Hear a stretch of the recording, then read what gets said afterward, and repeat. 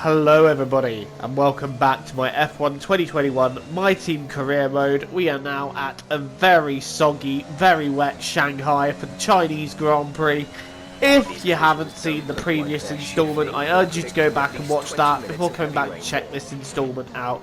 This is your last chance to do so before spoilers. Wow, it was a great win for us in Bahrain, despite many mistakes being made. But let's try and continue that momentum and try and grab another win here at Shanghai. First things first though, we have got to get out of the first part of a very wet qualifying, and I'm sliding off the circuit there. But with 3.5 seconds worth of improvement, it is through into Q2 I go, and well, I'm hoping this should be through into Q3 as well. It is for now, but the times are really tumbling as the track is drying out, so I've got to be on the circuit at the right time. We did get through into Q3 as you can see, but once again it's all about being on the circuit at the right time to set the lap, and I don't think I'm on the circuit at the best time. Sliding off there, but I'm going to try at least to make the best of it. That's a purple second sector. What can we do from here? The car just sliding around a slightly damp track now as we go through that long right-hander, let it run wide. I do enjoy the challenges of this circuit. It's not one of my favourite, but there are some corners I just love throwing it in and making the car stick as I do so. Right, into the hairpin. Braking hard. This should be, so far, the fastest lap of the session, but whether it will stay as such remains to be seen using all the circuit and that little bit more. It's a 1:29.7, but like I said, we were on the wrong track. We were on the track at the wrong time, and as a result, it is P9 on the grid.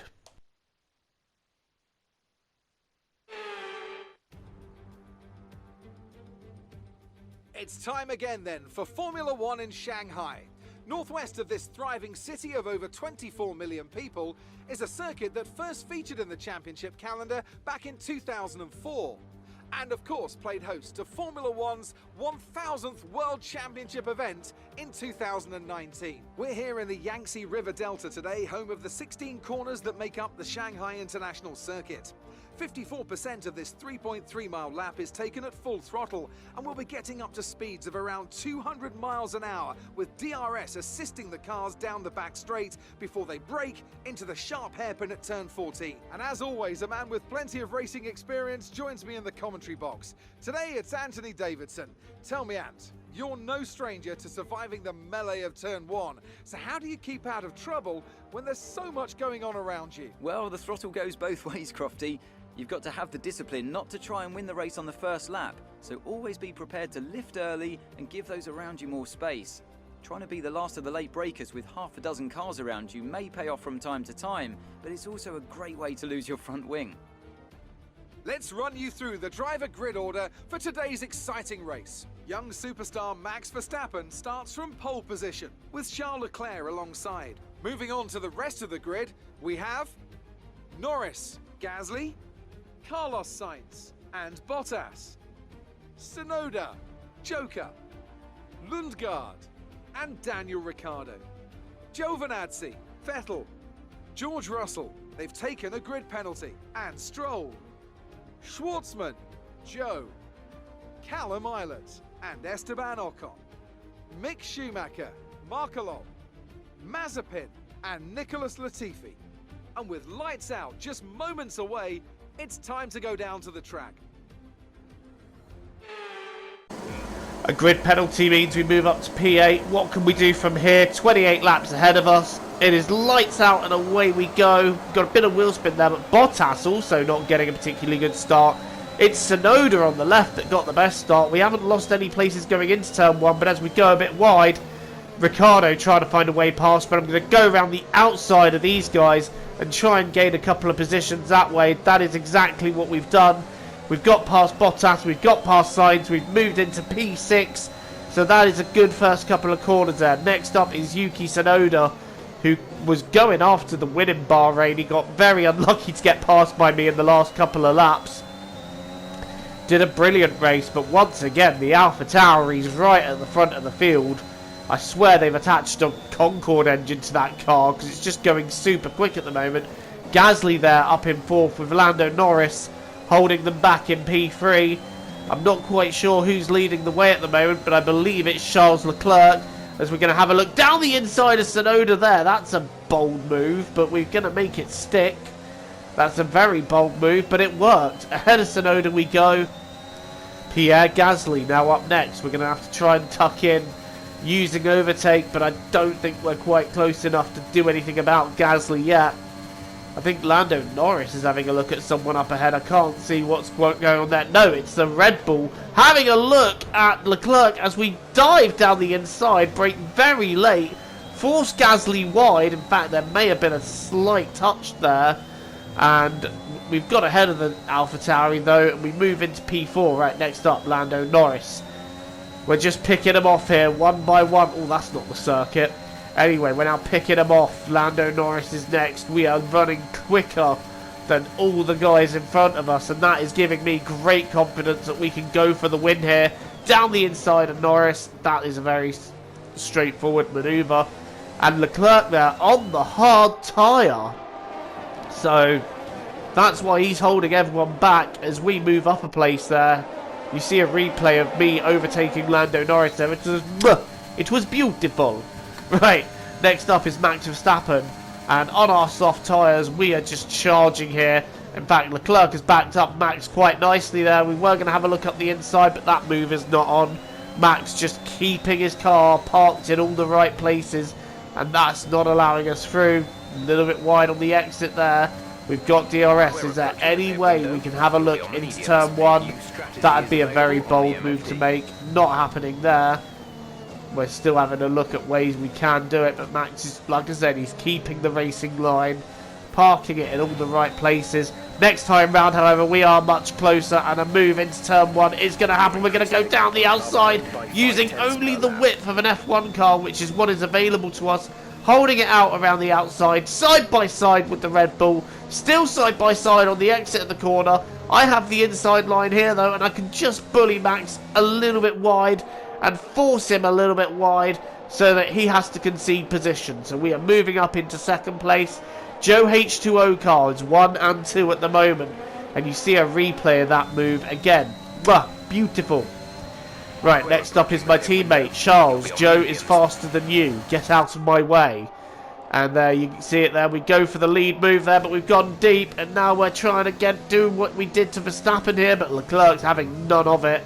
He sees what we're about to do there, and he's not having any of it for a second. Lap 6, Leclerc leading. I'm in second, but I'm now closing in. We're much closer this time round. We've got the inside line, and I think I've got the move done. No, Leclerc's having a look back up the inside again, but this time I'm running a little bit closer to the line. He's only got the width of an F1 car, and I've forced him to go in quite tight there. And that is the move on Leclerc done. In fact, he's now going to watch out for Max Verstappen, but he's kept the place. We've had our first pit stop of the day, and what will potentially be our only pit stop, because we ran quite long on the soft tyres, so we should now be taking these medium tyres, hopefully to the end.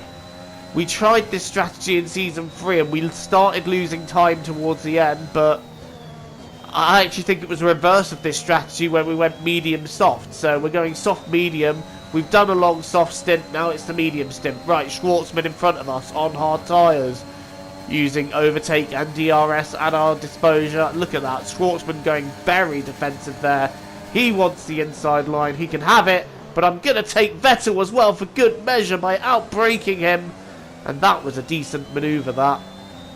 That is a move to be proud of.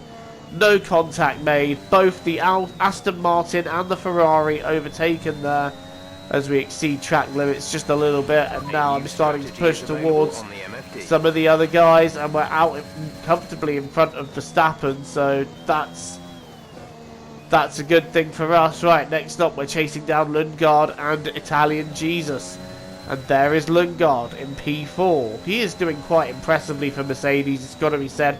Only his second race there, and he's up there, isn't he? He's doing quite well.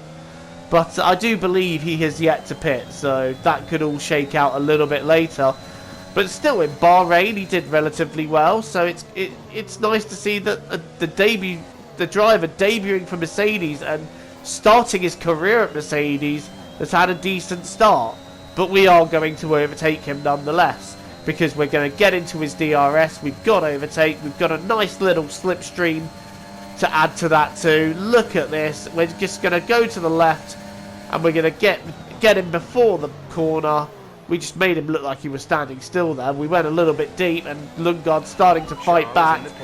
But I cut that straight off. Let him know that that is not happening. Right, speaking of not happening, that's a Haas coming to a stop. I believe that's Nikita Mazepin. No, it's Mick Schumacher. I do apologise. Had to look for the helmet there.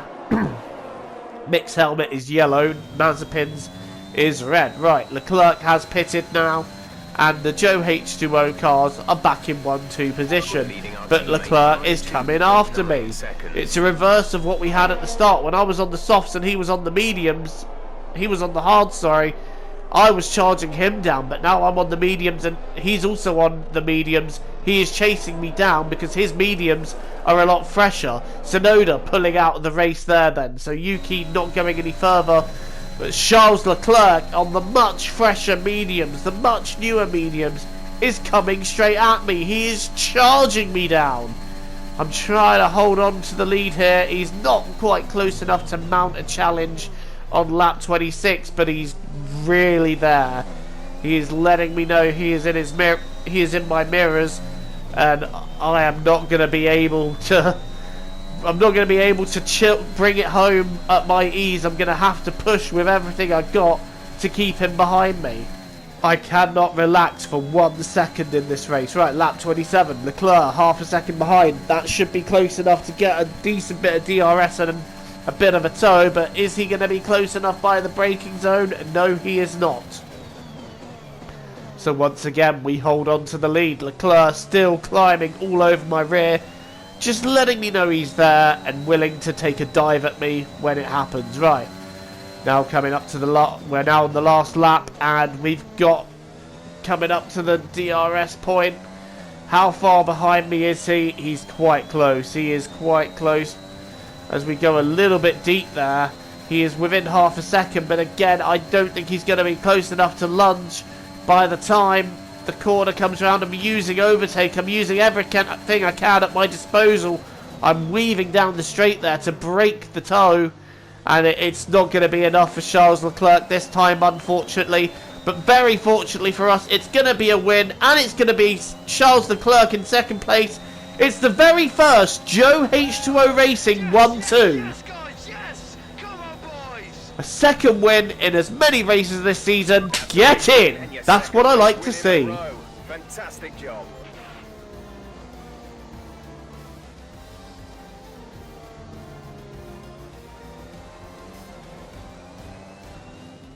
It's a performance to be proud of from our Chinese Grand Prix winners today.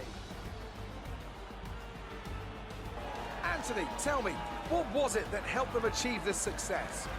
I think a large part of the result comes down to temperament. They were able to keep their heads when everyone around them was losing theirs, and that's allowed them to get the best out of the car, to maximise the strategy, and to stay out of trouble.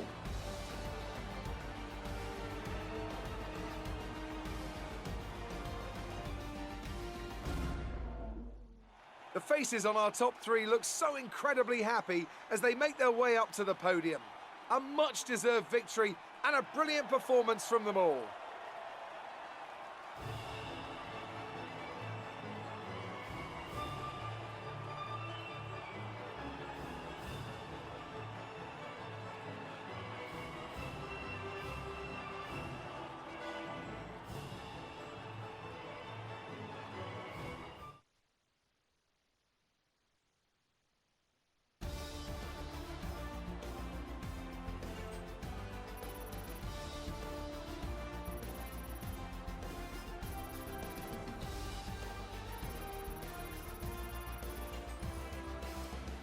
So there you have it then, Joe H2O Racing completing the very first 1-2 and doing so very nicely indeed. Lando Norris finishing third, 15 seconds almost behind us. It's Verstappen in fourth, Gasly fifth, Bottas sixth, Sainz, Ricciardo, Lundgaard and Russell rounding out the top 10. George Russell not really having a great race there, so I don't know what happened to him. But yeah, not so great for him. But like I said, a 1-2 for us, that'll do very nicely, especially in terms of constructors' points in the Drivers' Championship. Look at that lead I've already got, 31 points. I didn't imagine I would have that lead after 2 races, so this is going very good for me already. Leclerc in second in the standings, that's where we want him. And then it's Ricciardo and Tsunoda third and fourth, with Norris in fifth. And, well, it's very close in the battle for second, but ahead, it's no contest really at the moment. And the car felt really good.